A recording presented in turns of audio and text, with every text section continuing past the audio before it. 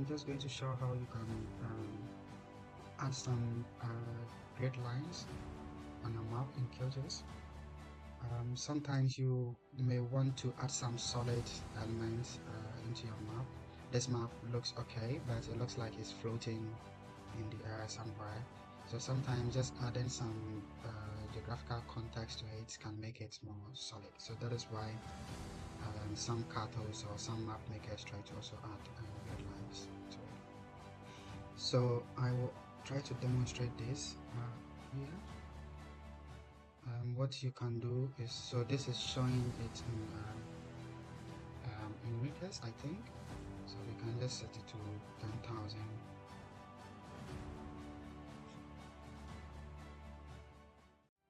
So I think if you show it to 10,000, then it's not so the best. So what I would like to do is to always try to experiment to see what we have here.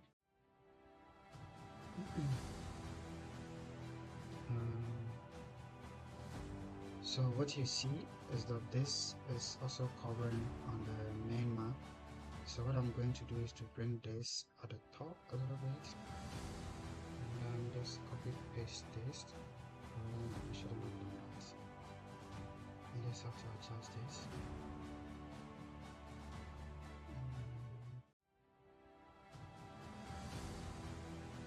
Okay, I think if there is a space, it makes it a bit okay.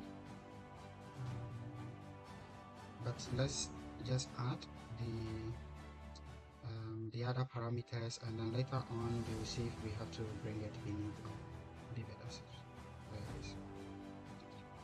You can choose cross, or you can just make it solid. Whatever you want is up to you, or this type. And normally I would like to go with cross, but I just realized that leaving it in solid is also nice. But for the moment, let's just leave it in cross. Blend mode, this really, I don't know exactly what this does, but you can experiment with a different blend mode to see what you get out of it. The frame, you can go with this so that you have this bounding box to make it more solid. Or sometimes people also like to put it here, but I like to leave it here. You can bring the coordinates. See, now they are flowing somewhere. So instead of outside, you can bring it inside, but we will just leave it like this and then go to vertical ascending and then make this also vertical descending so that it's just within the map frame.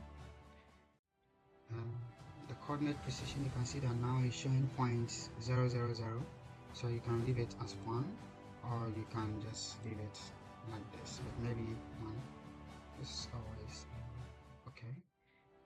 You can just say follow the grid. You can use fixed length orthogonal. I also don't know, I think this is just the annotation alignment, so if you want it to go as it is, then you select that. So this is it. If you export this, it's going to look weird because you see some of them entering into this. And it's good to note that because this is displayed in the map CRS, you don't see the northeast direction. What some people do is to change this to the WGS84, or let's use the pseudo Mercator, and now you can just adjust it. It will now show a bit into the northwest or the east direction, but sometimes it freezes, so I'm not going to do it now, but you can always change this. For example, if you are displaying the map in the projected CRS for USA, then you can always adjust it also over here. So what maybe we can do is to try to bring this a little bit inside. We'll also do the same for this part, so that everything will look inside. If you leave this like that, it looks okay, but it's also wise if we bring this beneath this line, so that now everything can sit, or everything can be inside the map, and the coordinates can also be displayed outside. So that is it. You can also position this maybe here,